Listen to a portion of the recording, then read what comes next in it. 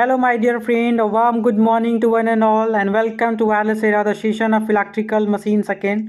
So, guys, आप जानते हैं कि इलेक्ट्रिकल मशीन सेकंड का जो चैप्टर नंबर सेकंड है सिंगल फेज इंडक्शन मोटर, जिसमें हम लास्ट टॉपिक जो कि सिंगल फेज सिंक्रोनस मोटर है, जिसमें कि हमने दो बताया था, एक रिलक्टेंस बताया था और एक दूसरा जो था हिस्टैरिसीस बताया था। तो रिलक्टेंस कल के वीडियो में बहुत ही अच्छे से एनिमेशन के हेल्प से हमने समझाया। तो अगर आपने वीडियो नहीं देखा तो please go on a playlist and watch reluctance and then come to see the today video. आज का वीडियो हमारा हिस्टैरिसीस मोटर पे होने वाला था। देखिए, कल के वीडियो में हमने रिलक्टेंस मोटर का मतलब देखिए नोट से हमने रिलक्टेंस मोटर पढ़ाया था, और आज के वीडियो में हम चलते हैं हिस्टैरिसीस मोटर की तरफ। चलिए स्टार्ट करते हैं आज का chapter. So please watch the video till the end. If you have any confusion then don't forget to comment. चलिए स्टार्ट करते हैं हिस्टैरिसीस मोटर।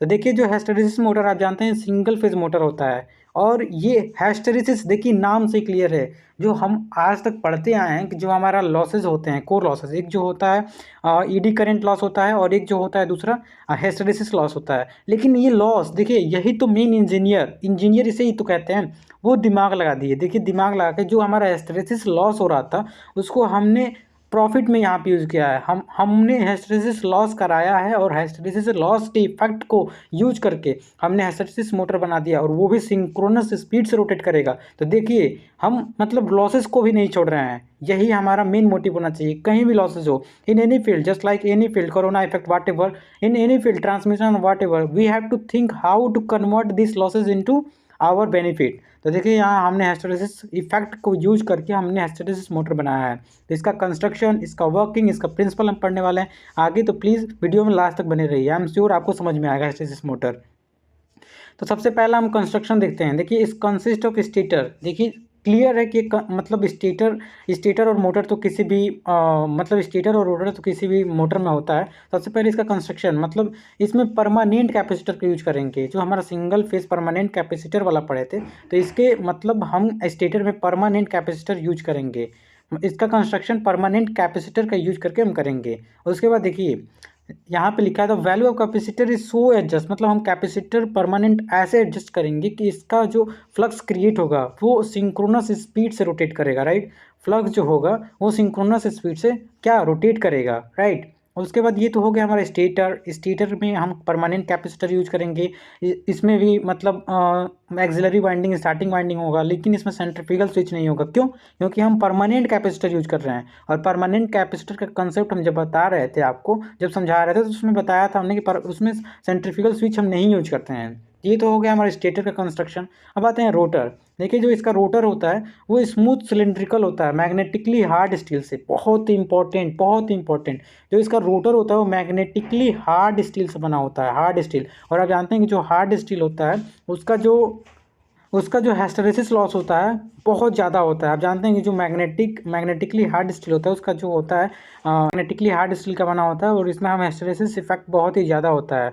विदाउट वाइंडिंग आती थी, इसमें कोई भी तीत नहीं हम काटते। जैसे हमने रिलक्टेंस मोटर पढ़ा था, उसमें हम सेलियन पोल बना रहे थे तीत काट के, लेकिन इसमें कोई तीत नहीं, बिल्कुल स्मूथ होता है। देखिए, हमने लिखा है बिल्कुल स्मूथ सिलेंडर होता है, राइट। तो आप देख सकते हैं ये रोटर का कंस्ट्रक्शन है। देखिए, रोटर कैसे बनता है। ये एक लेयर होता है और इसके ऊपर एक और लेयर होता है। जो अंदर का लेयर होता है वो नॉन मैग्नेटिक मटेरियल जैसे एल्युमिनियम का बनाते हैं, जिसमें हिस्टैरिसीस लॉस बहुत ज़्यादा होगा। और ये जो ऊपर वाला होता है, ऊपर वाला स्पेशल मैग्नेटिक मटेरियल से बनाते हैं, मतलब स्पेशल मैग्नेटिक मटेरियल से बनाते हैं, राइट। तो ये तो इसका रोटर का कंस्ट्रक्शन हो गया। इसके बाद अब वर्किंग देखते हैं। देखिए, वर्किंग कैसे हिस्टैरिसीस इफेक्ट को हम यूज में लेके हम रोटर बनाते हैं, हिस्टैरिसीस मोटर। तो when stator energized by single phase alternating current. आप जानते हैं कि हमारा जो भी रोटर और मतलब मोटर है उसको हम स्टेटर में सप्लाई देते हैं सिंगल फेज, राइट। उसके बाद असिंक्रोनस रिवॉल्विंग फील्ड एज्यूम्ड इन एंटी क्लॉकवाइज डायरेक्शन। मतलब हम मानते हैं कि जो हमारा परमानेंट कैपेसिटर का यूज करने से जो सिंगल फेज के कारण जो हमारा मतलब फ्लक्स क्रिएट हो रहा है वो रिवॉल्विंग नेचर का है और एंटी क्लॉकवाइज में है। जैसे यहाँ से देखिए, ये हमारा स्टेटर हो गया, ये हमारा मतलब स्टेटर रोटर, जैसे ये रोटर हो गया अंदर का, ये सॉफ्ट हो गया, और ये हमारा स्टेटर हो गया। देखिए, एंटी क्लॉकवाइज में हमारा मतलब हम एज्यूम करेंगे कि हमारा जो परमानेंट कैपेसिटर यूज करने से मतलब क्या हो रहा है, फ्लक्स जो है रोटेट हो रहा है, राइट। तो उसके बाद नीचे हम पढ़ते हैं। नीचे देखिए हमने क्या लिखा है। नीचे लिखा है कि revolving stator flux magnetic rotor, मतलब इसमें क्या होगा, फ्लक्स रोटेट करेगा। उसके बाद ड्यू टू हिस्टैरिसीस इफेक्ट। देखिए, हिस्टैरिसीस इफेक्ट होने से the axis of rotor will be lag behind of stator.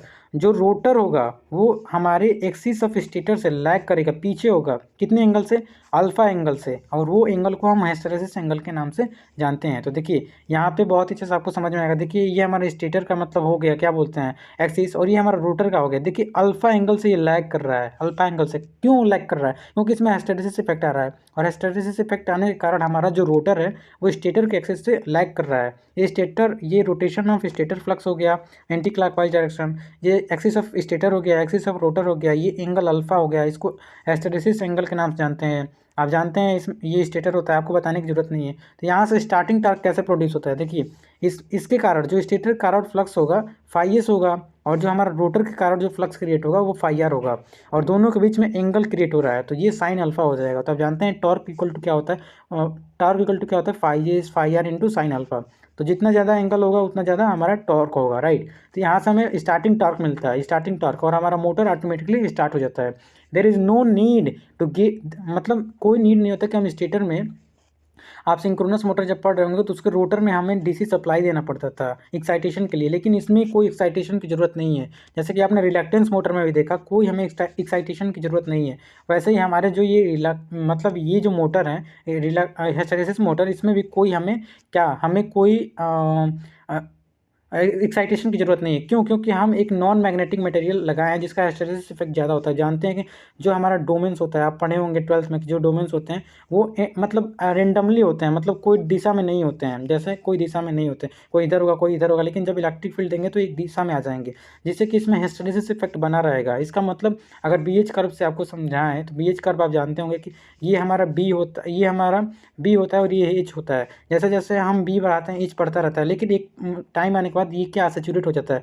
उसके बाद जैसे जैसे हम मतलब B मतलब फ्लक्स डेंसिटी बढ़ाएंगे वैसे वैसे ये आएगा, लेकिन ये जीरो पे नहीं जाएगा। हम फ्लक्स डेंसिटी को जीरो मतलब फ्लक्स डेंसिटी को जीरो कर देंगे, लेकिन हमें इसमें मतलब क्या डोमेन्स जो हैं वो अपने जगह पे बने रहेंगे, जिससे कि हमें इसमें रेसिडुअल मैग्नेटिज्म बनता है। तो वैसे ही इसमें जैसे ही एक बार ये इंड्यूस हुआ, इसमें रेसिडुअल मैग्नेटिज्म होने के कारण north pole south pole create हो जाएंगे, और एक ऐसा स्पीड आ जाएगा जो लॉक हो जाएगा और सिंक्रोनस स्पीड से रोटेट करने लगेगा। तो इसमें भी कोई हमें स्टेटर फ्लक्स मतलब स्टेटर में रोटर में हमें कोई एक्साइटेशन की जरूरत नहीं होती, ऑटोमेटिकली स्टार्टिंग टॉर्क हमें प्रोड्यूस हो जाता है, मतलब किसके कारण, जो ये हिस्टैरिसीस एंगल है।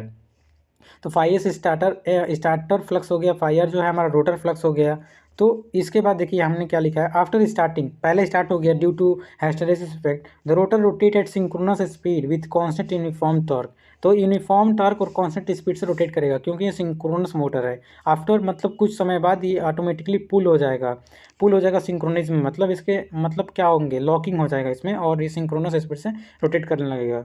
इसके कैरेक्टरिस्टिक देख लेते हैं, जो हमारा हिस्टैरिसीस मोटर होता है उसके कैरेक्टरिस्टिक क्या है। तो सबसे पहला, it can accelerate to synchronism at any load, मतलब कोई लोड पे सिंक्रोनस स्पीड पे रोटेट होगा, no matter how great inertia कितना है इस पर कोई इसका मतलब कोई इफेक्ट नहीं पड़ेगा, इनर्शिया कितना भी हो ये सिंक्रोनस स्पीड से रोटेट करेगा, एक्सेलरेट करेगा। बिकॉज क्योंकि हम जानते हैं कि torque is uniform stand still to synchronous speed, मतलब जब रुका रहता है उससे लेकर जब सिंक्रोनस स्पीड में चलता है तब तक इसका हमारा हिस्टैरिसीस मोटर का टॉर्क जो होता है वो यूनिफॉर्म होता है, टॉर्क मतलब घटता बढ़ता नहीं है। दैट्स वाई ये stand still say synchronous speed तक इसका जो मतलब टॉर्क है वो बना रहेगा, और ये इनर्शिया पे कोई इफेक्ट नहीं पड़ेगा, ये अपने सिंक्रोनस स्पीड पे हमेशा एक्सेलरेट करता रहेगा। कौन, हमारा हिस्टैरिसीस मोटर।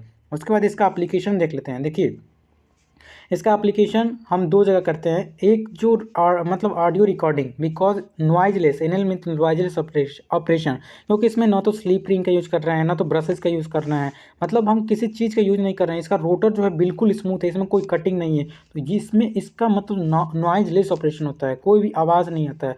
जब रोटर रोटेट करता है तो बिल्कुल आवाज़ नहीं आएगा। तो इसका यूज़ हम ऑडियो रिकॉर्डिंग, जहाँ हमें ऑडियो रिकॉर्डिंग करना होता है वहाँ यूज करते हैं। एज वेल एज इसका यूज हम इलेक्ट्रिक क्लॉक में करते हैं, और टैप रिकॉर्डर, मतलब जहाँ रिकॉर्डिंग, जहाँ हमें नॉइजलेस ऑपरेशन करना है वहाँ हम इस रोटर का यूज करते हैं। इसका हिस्टैरिसीस रोटर का। तो I am sure hysteresis rotor आपको समझ में आ गया होगा। अंदर मतलब अंदर एक नॉन मैग्नेटिक मटेरियल का हम यूज करते हैं, जैसे एल्युमिनियम हो गया जिसका हिस्टैरिसीस इफेक्ट ज़्यादा हो, ऊपर हम स्पेशल मैग्नेटिज्म का यूज करते हैं जैसे कि कोबाल्ट निकल जो भी हो गया जिसका हिस्टैरिसीस इफेक्ट ज़्यादा हो। तो यहाँ से आपको हिस्टैरिसीस इफेक्ट और ये लास्ट टॉपिक था, आई एम श्योर आपको ये भी समझ में आ गया हो। तो I am pretty happy I can say, because finally हमने सेकेंड चैप्टर को भी फिनिश कर दिया। तो first chapter, second chapter and third chapter हमने पहला जो 3 फेज इंडक्शन मोटर है उसका सभी वीडियो हमने अपलोड कर दिया है। जो हमारा सिंगल फेज है सेकेंड चैप्टर उसका भी सभी वीडियो अपलोड हो गया। जो मतलब तीसरा था सिंक्रोनस मशीन, इसका भी सभी वीडियो अपलोड हो गया है। केवल हमें बचता है चौथा चैप्टर। तो देखिए अगर मुझे टाइम मिला तो हम चौथा चैप्टर भी अपलोड करने की कोशिश करेंगे। तो आई एम श्योर आपको कोई कन्फ्यूजन ना हो। अगर कन्फ्यूजन हो तो don't forget to comment and don't forget to share my channel. Thank you.